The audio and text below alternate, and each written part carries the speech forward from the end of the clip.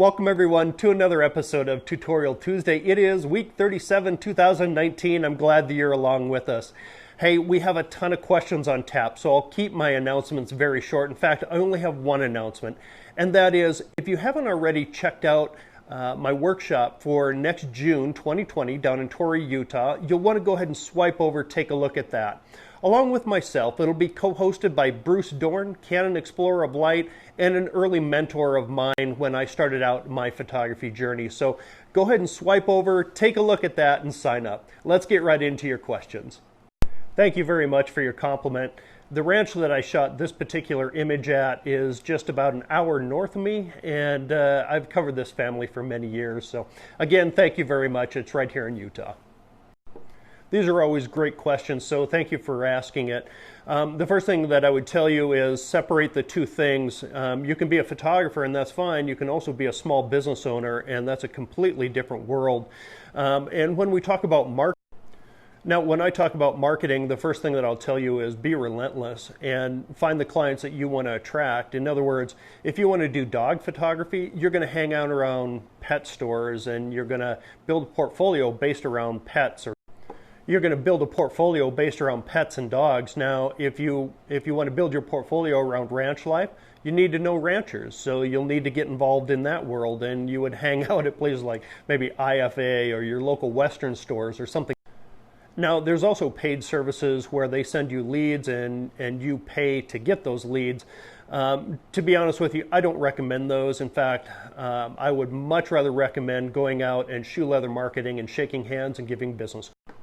Yeah, good question here. I'm going to make a couple assumptions, and then I'll give you my recommendation.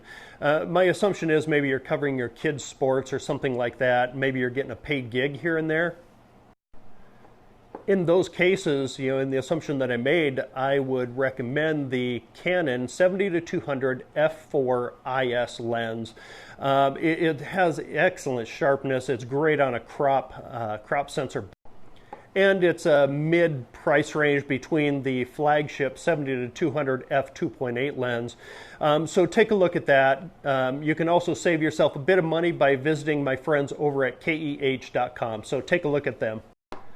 Well, assuming you're saying top for a photograph that I posted today, I'll go ahead and say thank you for that. So I appreciate it. Great question here, and it really comes down to trust. As a professional photographer, I need to know that what I develop on screen is what my clients are going to get in their hands when I order their prints. The lab that I use is White House Custom Color, and I've used them for many years. Now, regardless of the print size, I go through White House Custom Color for two main reasons. Number one is trust. Number two is quality. Number three would actually be customer service. So if you're a professional photographer, go ahead and check them out. In nearly a decade of covering brandings, I have never ever broken a piece of equipment while out on location. Yes, it gets dirty, and yes, I use my equipment, but that doesn't mean I abuse it. Now, I've never broken a piece out there, but I did write a blog post. Now, adding to that blog post, which go ahead and swipe over, take a look at that. Adding to that blog post, I would say this. I don't disconnect my lenses from the bodies, because in that environment, you're asking for dust to get into your sensor. Now, inevitably, because of the environments that I shoot in, I will get dust on my sensor. And I have a couple options. I can send that into the camera manufacturer to clean, or I can take it to a local camera store to clean. I send it into Canon Professional Services.